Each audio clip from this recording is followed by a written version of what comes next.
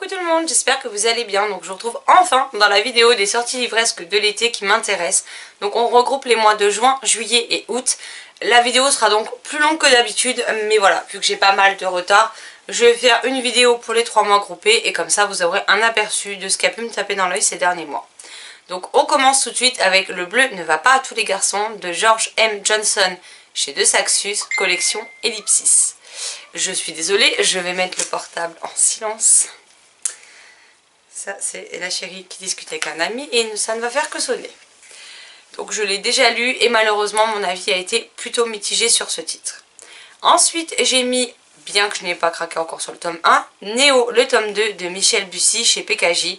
Parce que mine de rien, Michel Bussy en thriller polar m'a jamais plus attiré que ça.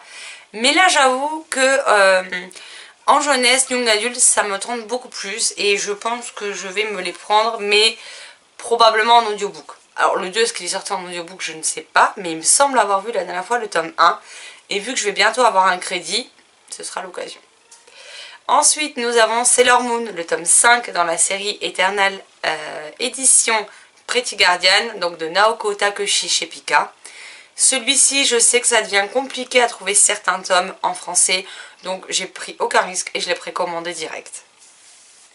Ensuite, pour avoir lu 3 autres titres de l'autrice que j'ai beaucoup aimé, certains ont même été des coups de cœur, j'ai noté Et ton cœur qui bat de Karen Pont chez Pocket.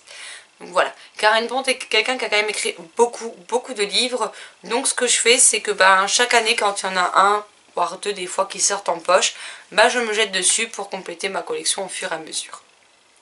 Ensuite, un livre que je me retiens de lire depuis un mois, mais là je vais être en vacances, donc si je résiste jusqu'à la semaine prochaine, il sera lu que là, sinon je me jette dessus. Mais voilà, au mois de juin quand on me l'a offert et qu'il est sorti, il y a malheureusement des choses, j'ai perdu mon amie Rachel, donc voilà, j'avais pas forcément la tête à me plonger dedans. Et donc il s'agit de Mal en Fer, le tome 7 de Cassandra O'Donnell chez Flammarion Jeunesse. Ma saga chouchoute de tous les temps. Je me souviens que j'ai découvert le tome 1 un peu de temps après sa sortie et je suis juste amoureuse de cette série jeunesse. Ensuite j'ai noté une BD avec les sœurs Grémillier, j'espère que ça se prononce comme ça, le tome 2 de Di Giovanni et Alessandra Barbucco, si j'ai écrit correctement, chez Dupuis. Ensuite nous avons Heartstopper, le tome 4 d'Alice Oseman chez Hachette. Donc celui-ci vous l'avez vu dans mon précédent mode cocooning puisque ma copine Sylvie m'a prêté les 4 tomes que j'ai lus. Mais j'ai tellement aimé que je veux les avoir dans ma bibliothèque, donc je vais me les acheter au fur et à mesure. Ensuite Nat à mon anniversaire m'a offert Leylan, l'intégrale de Magali Segura chez Brajlon. Donc c'est dans le format intégral. Les intégrales sont très bien, un petit prix, c'est juste que à chaque fois je me fais avoir, c'est écrit tout petit. Mais bon, voilà. Ensuite, dans la même collection, nous avons le Paris des Merveilles en intégrale de Pierre Pével. Nous avons les Chroniques des Féals de... J'ai oublié de noter le nom. Toujours en intégrale chez Brajlon. Mais alors, ça c'est une amie qui me l'a offert avec le Paris des Merveilles. Mais elle s'est... en fait, elle ne savait pas, donc quand elle a été à la libraire, ils lui ont vendu l'ancien tome, donc c'est-à-dire celui qui coûte 25 balles, alors qu'ils étaient à 10 €. Voilà. Donc elle s'est un peu faite gruger, donc ça m'a fait un peu chier pour elle, clairement. Mais bon. Ensuite, je me suis acheté Ayesha, l'intégrale de Ange chez Brajlon. Ensuite, j'ai noté Bandit, Chien Génie, les tomes 1 et les tomes 2 de Pascal Brissy chez Flammarion Jeunesse, collection Castor Roman. Déjà lu, déjà chroniqué. Nous avons ensuite Les Merveilleuses Pâtisseries de Billy, le tome 3 de Harriet Whitehorn chez PKJ.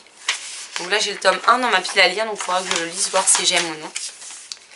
Ensuite nous avons le tome 3 de L'œil du dragon de Mark Robson chez PKJ Bestseller, donc c'est les formats poche. The Black Kids de Christina Ammons-Reed chez Slalom. A Silent Voice, le roman de Yoshitoki Oma chez Lumen Édition. Ce monde qui est le tien de Jen Kalonita chez Hachette Heroes.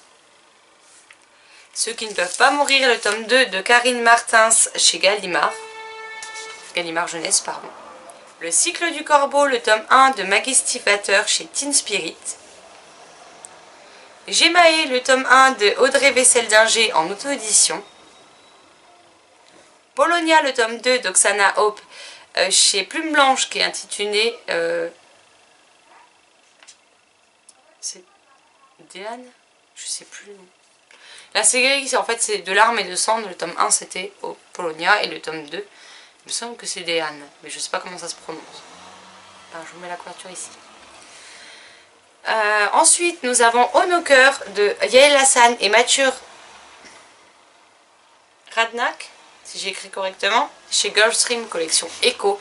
Donc pareil, Yael Hassan est une autrice que j'aime beaucoup, donc j'ai hâte de le découvrir. Nous avons ensuite L'école des rêves, le tome 2 de Paul Ivoire chez Poulpe Fiction. Donc là, le tome 1 est dans ma pile à lire de l'été, donc je pense me le lire très prochainement. Ensuite, nous avons un manga avec L'imprimerie des sorcières, le tome 5. Et j'ai oublié de noter le nom de l'auteur, chez Soleil Manga. Ensuite, nous avons La méthode Lighty de Léa Johnson chez De Saxus dans la collection Ellipsis. Donc, c'est la collection LGBTQ+.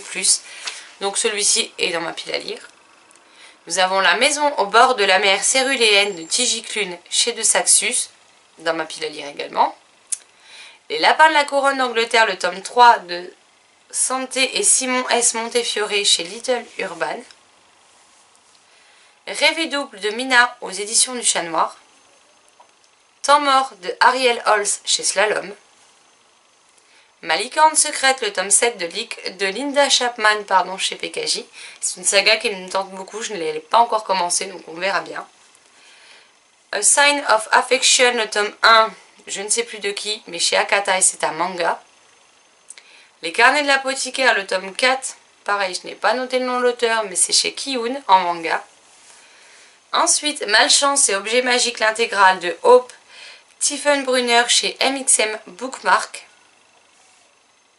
Sur le vif de Elisabeth Acevedo chez Nathan. Mon ami Jumper, les tomes 1 et les tomes 2 de Florence Reynaud chez PKJ. Wandering Witch, le tome 1 de Yugi Shireshi et Itsuki Nanao chez Kurokawa. Alors, je suis désolée, hein, mais moi et les noms, la prononciation, c'est une catastrophe. Ensuite, nous avons Girl in the Dark de Cara Thomas chez Brajlon, collection Fibs, donc au format poche que j'ai lu et que je vous ai présenté dans le précédent mode cocooning. L'Éden des sorcières, le tome 1 en manga, et c'est tout ce que j'ai noté. Donc je vous invite à aller voir la barre d'infos si vous voulez plus d'informations. En BD, j'ai mis La plus belle couleur du monde, publié chez Glénat. La sorcière invincible, tueuse de Slim depuis 300 ans, le tome 3 chez Soleil Manga. Last Weekend de Cara Thomas chez Brajlon dans leur collection Fibs que j'ai adoré et que j'ai bouffé en 24 heures. Les Chroniques d'Asferao, le tome 6, c'est un manga et je n'ai rien noté d'autre. Tout va bien. Les Fées, Le Roi Dragon et moi, le tome 1, qui est un manga également. Stay Gold de Toby McSmith chez PKJ. Tu craqueras avant moi de Julie Judge chez HarperCollins Poche. Michael, le tome 2 de Céline Guffroy, donc c'est la suite de Gabriel chez MXM Bookmark. Il faut toujours que je lise le 1 d'ailleurs. Le second souffle de Gilles Marchand et Jennifer Murzo. Alors là, je parierai pas chez Rajo, parce que j'ai fait un gros pâté et je n'arrive pas à me relire. L'éveil des sorcières, le tome 1 de Cordelia chez Scrineo. Donc celui-ci, je l'ai réservé. Le trône des 7 îles, le tome 1 de Adaline Grace chez De Saxus. Donc si je ne me trompe pas, c'est le titre que j'ai offert en VO à Marilyn à Noël, qu'on a choisi avec la chérie. Donc voilà. Ensuite, on a Les Vilains, le tome, si je ne me trompe pas, c'est le tome 8. Parce que j'en ai 6. Diablesse de Cruella, c'est le 7, donc ouais, le 8. Qui est sur la méchante, enfin la marâtre dans Cendrillon. Donc il se nomme Cœur de pierre de Serena Valentino chez Hachette Rose. L'arbre qui ne voulait pas perdre ses feuilles de Paul Ivoire et Anna Grillet. Mais je n'ai pas noté la maison d'édition. Voilà, voilà. La malédiction des 33, le tome 2 de Evelyne Brissou-Pélène chez Bayard Éditions. Félix Ever After de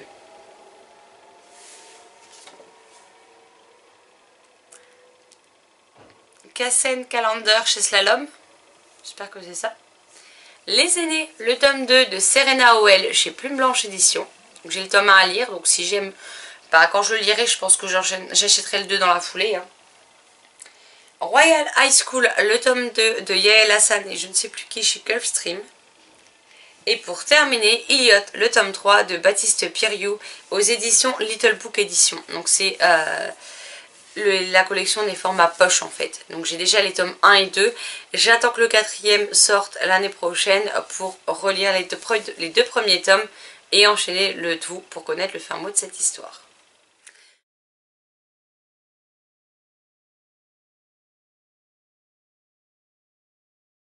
Voilà, je vous ai listé beaucoup de titres. J'ai essayé d'aller quand même assez vite pour éviter que ça dure 10 plombes. Parce que ben, c'est peut-être pas forcément les vidéos où on a envie de passer une demi-heure dessus à la regarder, tout simplement. Il y en a quand même un paquet que j'ai déjà. N'hésitez pas à me dire si vous, il y a aussi des titres dans cette sélection qui vous ont tapé dans l'œil, que vous avez peut-être déjà éventuellement acheté, emprunté et lu. Ou s'il y en a d'autres qui ne sont pas dedans mais qui vous tentent également. Voilà, j'espère que cette vidéo vous aura plu. N'hésitez pas à me laisser un commentaire, je me ferai une joie de vous y répondre. Sur ce, je vous souhaite une excellente journée, de très belles lectures et je vous dis à très vite dans une prochaine vidéo. Bye bye.